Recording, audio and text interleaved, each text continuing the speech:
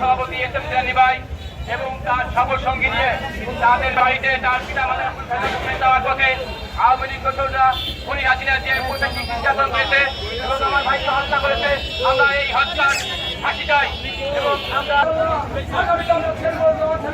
শক্তিশালী করতে পারবো এই উদ্দেশ্যে। সংগ্রামী সাথী ও বন্ধুগণ, উপজেলা বিএনপি ও সকল অঙ্গ সংগঠনে অসংখ্য নিরীহ লোকদেরকে হত্যা করেছে।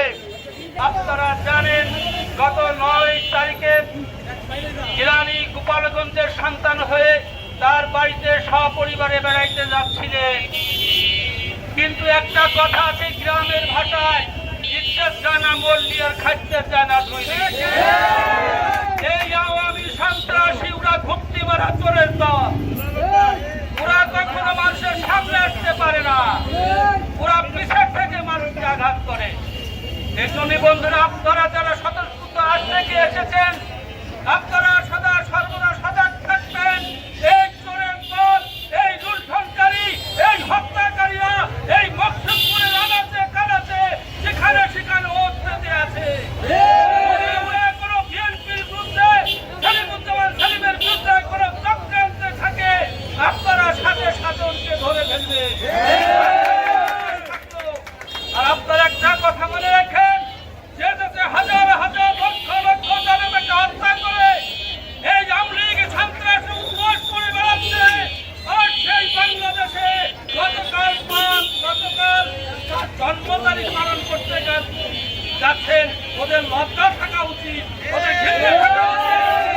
1 সেকেন্ডের জন্য যদি এত বাধে, হাজার হাজার ছাত্রছাত্রী মারা গেল, তার জন্য এই অদ্বৈতের একটুও লাগে নাই। টুঙ্গিপাড়া কি ওর বাপের নাকি?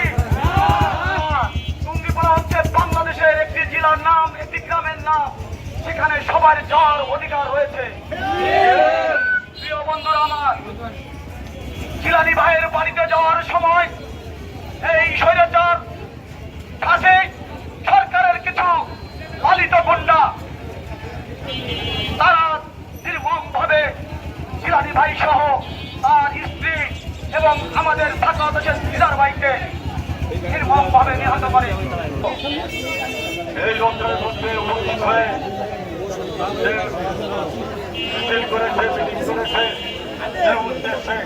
আমি আন্তরিকভাবে সবাইকে ধন্যবাদ জানাচ্ছি।